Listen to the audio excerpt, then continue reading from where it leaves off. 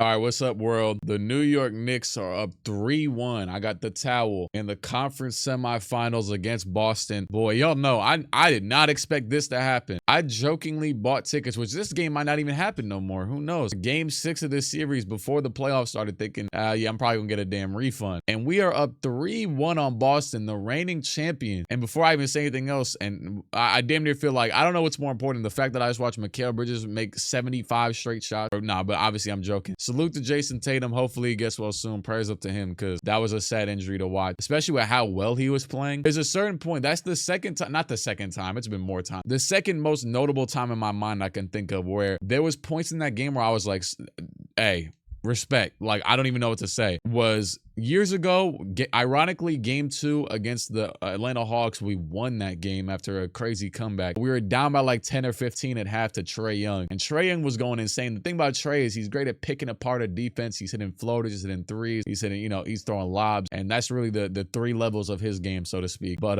he was frying us that game, and I was like, I was actually with one of my friends that game, and I was like, hey man, I just gotta respect it at this point. And then we actually won that game. In this game, I said the same thing about Jason Tatum myself. I'm like, oh my god, I literally remember we left, it was either him or Derek White open, and I just did the 3 to the dome to myself on my seat. I'm like, bro, we left him wide open. Like, what are we doing? And what's it called? No, but seriously though, like, and if we could actually, I'm going to get to that in a bit, and what I think is like an issue with Boston in this series in comparison to the Knicks. Bro, the way, let's start with Mikal Bridges. Mikal Bridges came out there in the fourth quarter, damn near every game now, the fourth quarter of this game specifically, and just went out and made everything. He just made every single mid-range fall away. And I've seen people mention this, and I think it was Derek White who was his assignment while Brunson was out. And I have never seen Derek White, or really any Celtics perimeter player, look like food like they have in this series. This is insane. Jrue Holiday,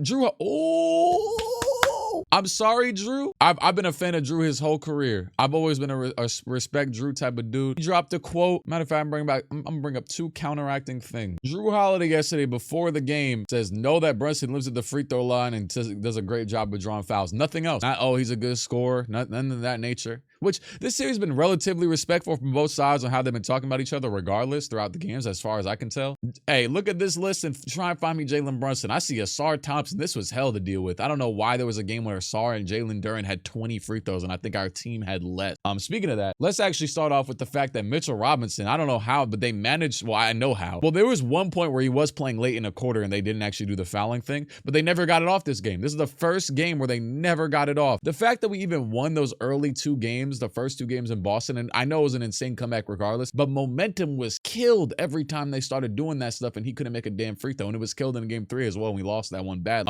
That was hell to be at the Garden, by the way, in game 3. Oh my goodness, that was one of the worst Garden experiences I've had in a long time, to sit there and just get smoked and smacked around. But Mitchell Robinson, hey man, salute to my guy, incredible. Actually, funny story, I went to a Knicks open practice once back in 2019, and I got the video on my Instagram where I met Dennis Smith Jr., but what I don't have a video of was I was trying to find the entrance for the thing, and I really was just walking up to the spot. Like, I wasn't really, I think I was just following my Apple map. It was at, what college is it out there?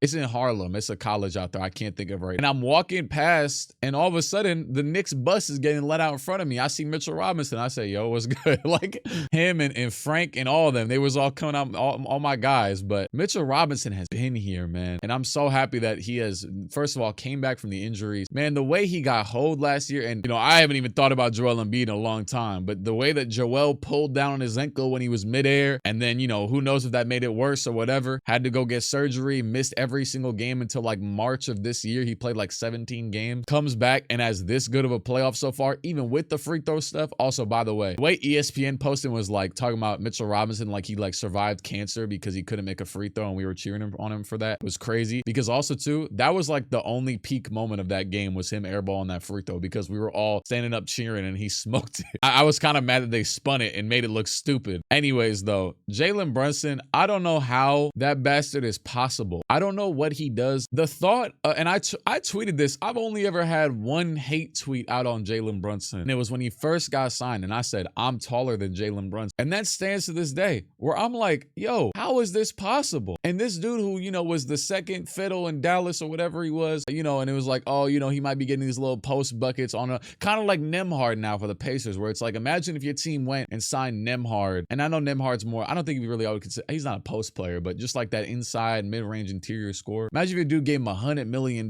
know what I mean? And Brunson, granted, he had some great games, but Brunson was on one that playoff. And I know Luka didn't even play in a lot of those games, but just the thought was crazy at the time. And I wasn't like a heavy like hate train or nothing. I wasn't that. It was just like, damn, all this time, been waiting to throw like a big bag out to somebody, and this is the biggest bag we've thrown out, and it's to a dude that just had his first good playoff run, and that's about it. Averaged like 14 or 12 last. And he comes over, and along with his dad as the assistant coach and all the ties that he's got, saves the damn city. Not only that, all improbability against him. I'll never forget, I've seen one of these graphs that people were posting, like Jaylen Brunson 100th percentile, 99th percentile in shot difficulty his entire Knicks tenure. He's taking fall away mid ranges over 6'8" defenders at 6'1". Like, this stuff does not make sense. Shout out to the reps he probably got in getting guarded by McHale for half of his, you know, basketball playing career. He's out here hitting fall aways off the wrong leg and step throughs where it didn't look like any space was made to be made. Like, even just this move right here, stops with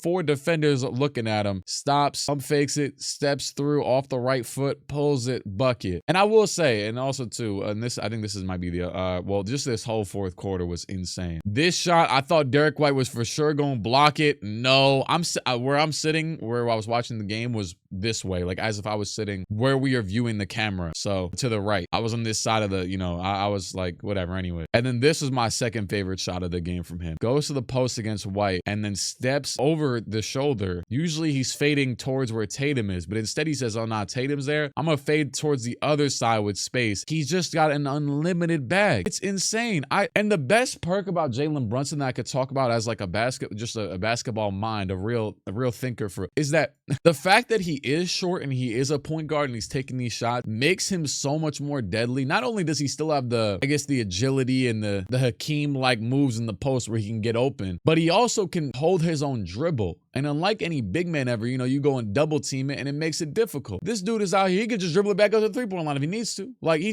could just go wherever he needs to at all times. That's why he was, bro, ever since I've seen the light open up from last year, I'm like, yo, I still got to see people say, oh, think about this. We started off this playoffs and supposedly he's not the best player in the series against Detroit. I literally went back and forth with a Detroit fan in my mentions or my DM. And eventually he said, oh, you know what? Either you got to follow me back or I'll gift you XYZ or I don't know, maybe donate or something or a super chat. And let's just say he did not win that. And I said bet because I was confident. And now I'm fully on the side of the doubt against a team like Boston. They're the reigning champion. They should always have the favor in a series. But I gotta keep hearing from a Doris, what is it? Not Doris Burke. What was it? Becky Hammond and Candace Parker and God knows who else. That Jaylen Brunson ain't a 1A.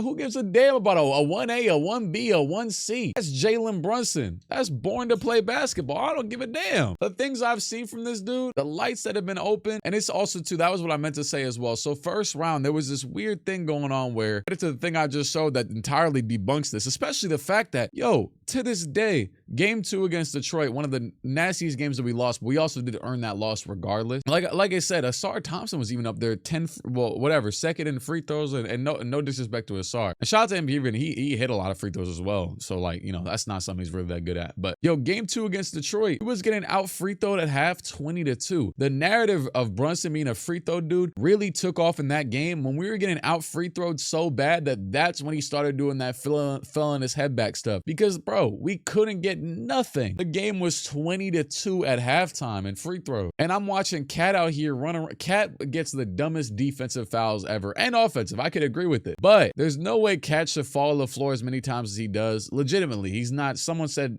responded to me and said, oh, he's flopping. I said, your brain's smoother than a Bryson Tiller out. I could admit Jaylen Brunson when he's flopping or something, when he's, you know, game 2 against Detroit, he's Cat. I have yet to see Cat flop. If he falls, he falls. Like, it's not, he has a horrendous whistle. And the fact fact that it took till 2 minutes left in the first half to get a foul call when they had like 14 free throws. Think about how many less. I had to watch games that we won. People post like, oh, y'all had a foul advantage when they were fouling Mitchell Robinson intentionally. Hell, I don't even know if we had an advantage in a lot of those games. I don't know. But forget the foul. As this is happening, and as too, I still don't, we probably still ended with a disadvantage. And as this is happening, I'm like, yo, we start going in the third quarter. And also too, Jason Tatum double dribbles the ball. They don't call it. Peyton Pritchard goes to the basket. I think he traveled, but also he like puts up the shot over his head. They call it a shooting foul. They give it to him. We had to challenge a call where Hart got a blocking foul, which it was just, I just thought that was just so much BS momentum shift type of stuff. And even if, yes, that got challenged, so I guess I can't argue it at that point. But also not only that, I just didn't like the circumstance, I guess. It was just annoying. Can I just say that? Yeah. So much stuff winning. And I'm over here like, yo, we're not missing. Just keep giving us adversity. Just keep going. And salute to Jason Tatum too again. And I hope I genuinely hope this is not like an Achilles injury or nothing like that. Like if it really, they haven't said anything yet. It'd be great if, for the league, like this dude is a dude that people love to hate and say, oh, he's not the face of the league or he's not that guy or whatever. But well, for one, this was the best dude on the Boston Celtics for sure this year. We don't got to worry about no Jaylen Brown in this, in that argument. And if anything, all the Celtics fans, shout out to y'all, man, but have been mourning about like, this is the last time they'll probably see this starting lineup because they're gonna have to make those cap space moves. And in general, it might just be more favorable to make those basketball. Because yeah, they haven't looked the best. And if I can talk about Boston in a second, but before I say that, yeah, Jason Tatum is, people keep talking about so much how he's not the face of the league that he might be the face of the league because of it. Like if a dude is hated this much, and it's funny, like it's almost like back in the day, no one ever doubted that Bron was the face of the league, right? Back in 2010, he was hated so much that's why he was. And sometimes when you're hated so much, that's what really dons you it. Like Ant, yeah, everyone loves it, but then low key, Ant will have bad games and doesn't get any flack for it. And it's like, I think the face of the league sometimes needs that flack. And it's just straight love from everybody all the time. Usually, I hope it's like a damn or something. But I don't. It was bad too. I didn't see a replay of this injury until I was on the train back home, damn near, a minute later. And because they didn't show the replay in MSG. And yeah, I don't think they did. I might have just been zoned in on dude on the court. But yeah, it was bad. I thought OG had got contact with him on the tip from my angle. And we've had crazy steals with like cat inbound steals back in the first round against Detroit. We've had a lot of like crazy, interception type of steals. So I thought OG just got in the lane and might have hit him to the ground. But yeah, nah. I've seen crazy injuries even with Jaylen, where Jaylen will get wild. Which shout out to this girl who posted her with a damn Jaylen Brunson voodoo doll icing his ankles to make sure he was good for the game. Maybe it did some. But yeah, with Boston though, a player like Tatum, when he gets going, he's going. Matter of fact, before I say Boston, Deuce McBride, great in this game. Mitchell Robinson, I think I already said, but great in this game. Josh Hart, solid enough. Not really the best game from him, but he always does the stuff that shows up in the box score, but you forget. Matter of fact, I remember he had like at least one transition layup. He's getting his offensive boards. He did his job. And shout out to Tibb because he ran that lineup without Kat and Josh late in that fourth. And it also, too, I just felt like more than anything, it allowed Jaylen and Mikal to be like, let's go. We're not bro. Even the play where Jaylen, it was like late shot clock and he had nothing going and he just passed it to Mikal and Mikal shot a damn moon ball up to the sky. Not really, but it wasn't that crazy. But at the buzzer and made it like off of a bobbled catch and everything. I'm like, bro, this is so stupid. But yeah, he left Kat and Josh out for a lot. And you know what hit me when this is the exact thought that hit me. I'm like I think it was a dead ball or a timeout, or it might have been when like Tatum got taken out, something like that. And it hit me. I'm like, bro, we got Robinson, McBride, Josh Hart, Mikal, and Brunson. I mean, not Josh Hart, OG, Mikal, and Brunson out here. I'm like, bro, I would have killed to see this lineup even just last year. This lineup, forget Kat and Josh Hart. This lineup, Mitchell Robinson, my guy's always hurt, so that included. But last year, and considering also too that Deuce felt like last year Deuce yesterday. For him, yesterday, I'm thinking, okay, we got peak Deuce out here. We got Mikal Bridges out here. We got OG Anunoby out here. Jaylen Brunson and Mitchell forget the bench players at this point. That's an insane, like, I'm like, yo, like, I'm over here like, oh, snap. Are we putting ourselves at a disadvantage because Cat's on the bench and Josh Hart's on the bench with the 5 foul? Nah, it's still an insane lineup. I mean, also to respect to like Boston, for example, they've been starting Horford the whole series, and it's like something like that where you can plug and play, I was actually sitting a few rows behind Tito Horford. I saw him, big dude with the Horford jersey on, Al Horford's dad, in case you. And then after the game, oh yeah, I didn't even talk about this, but and I do want to talk about the Celtics still, but after the game, pandemonium with just outside the garden was so crazy. I got to go to Penn Station and all the entrances were closed. I had to walk a block down. I'm walking a block down after I finally get out the crowd, and I'm chilling for a minute too. I was with one of my friends who I've known for damn near 10 years off the internet, and I just met him for the first time, and that was fire. Him and his dad, we took a nice grand selfie. They had the Empire. For the first time, I looked up and peeped that the Empire State Building was orange and blue. And it's funny because a lot of times at MSG over the years, they've had construction going on where you can't see nothing past a certain distance. So I've never been able to look up and see that. And the second I walked at MSG, look up and it's the Empire State Building lit up orange and blue. I was like, wow. And then everyone going wild. I finally get out the crowd. I go to the entrance and it was closed. I'd asked a police officer, I said, yo, where the hell can I go to the train? He said, go down a block. I'm walking down a block and I see Spike Lee in a black van getting hyped up by all the fans. Like, bro,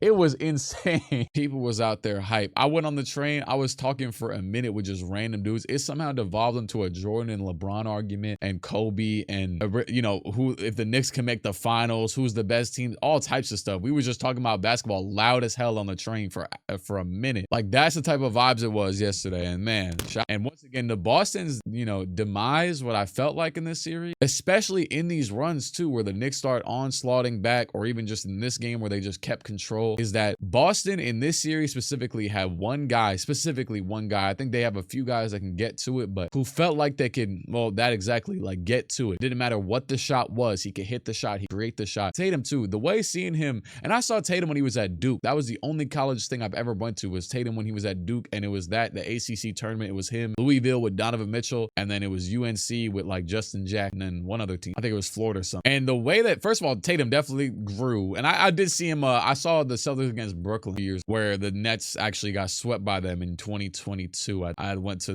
one of those games in the first round. But the way Tatum is out here moving at his height, his size, and taking insane shots, and what it felt like in this series was that, you know, Drew Holiday, Derek White, like I even heard my guy Funky say it in his video, because he's went from I'm not scared of the Knicks to I'm terrified of the Knicks in his video series so far on the series, on this series. And he said, you know, like you can get Drew with a switch on a big, but then you want Drew to initiate the offense, and it's like, exactly. And it's crazy because previously I would have never thought that was the case, like that'd be an issue for Drew to initiate an offense. You saw what he did years ago, like for his whole career, he was an offensive initiator. But you know, with the age now, I guess, and also just settling into this role that he's at now, it's like whatever. But when you think about Drew, Derek White, and then obviously the bigs, now I'm scared of Porzingis in like the high post, that's just his money zone, but he's obviously been off all series. And then Jaylen, just like, he had one nice step back on Cat, but aside from that, the handle is weak, not really getting nothing, kind of just vision is blind sometimes, like. But not only that, just not really that adept at doing a lot of different things. And it's like, it really showed in itself that the Knicks, and this is a well-documented thing, it felt like they always built a team to beat Boston, like a team that could potentially not only beat Boston, but is similar to Boston in its infrastructure. And what we didn't realize along the way potentially is that they also potentially comprised a better band of shot creators, because Derek White isn't doing much off the dribble, and neither is Drew Holiday these days. I feel like it's like low post touches for him against mismatches, which they found out that wasn't really working. One of the dumbest things the Knicks kept doing this series, when Brunson would get switched on to anybody bigger, I don't care if it's Al Horford, and like double and leave a three open. No, at that point, just let him die. Let him get the two. I don't even care. We've seen players like that miss layup. Brunson just got to make himself whatever. But yeah, man. Next game's in tomorrow. Oh, and also too, I knew I felt like I was forgetting somebody. Well, I will say I am still fearful of Derek White when he's open for a shot. Obviously, he was cooked. But also too, Peyton Pritchard might be the second best individual on the ball shot. That man, Peyton Pritchard's bag is deep. I'll never forget that I found out that Peyton Pritchard is out here flying dudes out from overseas that play in the EuroLeague just to guard him, just so he can get better at playing 1v1. I heard that story, and every time I see him score, it doesn't matter who it's on. I'm like, yep, I get it. NBA players are crazy, bro. This dude is out here hitting fallaways just like Brunson, for example, but off the dribble, no post up, no nothing, obviously. Nobody really does it at 6. Off the dribble, super high arcs, and it's like, that's the type of shot I would see in a damn what's it called gym, Chris Brickley gym. Like he's hitting those type of shots in the NBA games. ISO, screw it, let him go. Like he's an incredible shot creator, and he was cooking in that. I think he was their leading scorer in game 3. But speaking of that too, to come back from game 3, the onslaught that they faced in game 3 to now go to this game, oh my goodness, man. Because at times it was like, you know, halftime you down by double digits, and it's like, oh man, it might just be, you know, series turning, whatever. But nah, they proved they wanted, and this is the most legit. No free throws called for him. Salute to Tatum again, but you know the game was probably going to be won regardless at that point with how it was going. I mean, obviously I'm sitting there even after he got hurt with 1:30 left, up by 10. Like, hey, lock in. I seen what happened to the Cavs 3 days ago. But nonetheless, though, I think they probably had good control of it. They just couldn't miss. They weren't missing anything. But yeah, so that's the Knicks versus Celtics recap for now. And when it comes to the conference final, no, genuinely speaking, I have a lot of respect for Indiana as a team, how they play this year. I'm not walking into any. I'm walking in. I will say this. While I did say I don't wear the Knicks jersey, I do walk in with the same mentality as them, where it's like, hey, we got to go out and do what we got to do. It's simple as that. Like, play a game, even if you lose a game, adjust like they just did. Don't get like, it's almost like isn't it crazy to think, and hey, we're all human experiences. I think I just read a quote that was like, hey, we can never tell based off our own brain state what we're actually experiencing, what we're actually experiencing, like, or like thinking about or whatever. And it's like, I'm over here feeling like I'm getting playoff experience because, bro, this is years on playoffs now. And I'm like, oh, I'm over here playing Boston. And I'm like, I've been here before. We've been here before. You know what I mean? But not only that, you realize the nitty gritty that not every game is death. Like, that last game could have been death, but they locked in and won another one, bro. What an insane series. Definitely, considering the circumstances, my favorite series of the Knicks. Oh my God. Yeah. I've celebrated game 2 like I cannot believe they. But yeah, Indiana though, I'm a big Pascal Siakam guy. I rock with his game heavy, and they'll probably close it out against Cavs. No way Cavs win 4 straight, especially if Donovan sits out. I don't know the status on that, but I had to go do this Cooper flag rebuild, or whatever simulation. I started recording it last night. I go finish that and upload it. So I'm gonna upload this. Shout out to the Clips channel, and I was thinking about uploading this to the second channel, but I think I talked for too long, and I kind of just feel like uploading. Yeah, man. And you know, can I say something else too? Well, hey, for the sake of myself, and no hate, and them, you know, the Knicks could still win or lose to anybody. But as we're even seeing with this team itself, with OKC to Denver, right? Denver feels like a team that is not built to beat OKC, and yet they have still tacked off 2, damn near 3 games. They got smoked in one of them. It's similar to the Knicks series, but hey, we got 3. Thank my goodness. And I was gonna say that honestly, bro, I think either of the East teams that are expected to come out right now have as good of a chance as any West team. And like, you look at Minnesota, they've struggled with Golden State without Steph a little bit, certain games, and you know they'll get off, and they've won 3 now. But and then you look at OKC struggling with Denver or vice versa. It's like, well, I mean, granted, you should struggle with OKC. They're a crazy built team, but yeah, man, this is insane. This is one of the craziest playoffs I've ever seen in general. This is reminiscent of like when the Bucks played years ago, and it was like, you know, and granted there was a lot more injuries that year. Well, like also too like mid-series, you know, injuries or whatever. But I mean, Steph did get hurt this year. Me personally, I don't think the Warriors are doing my favorite. They were far from my favorite personally this year. They should have had their shot at being able to compete. Yeah, man. I'm gonna end it there. I hope we win a ring. I hope.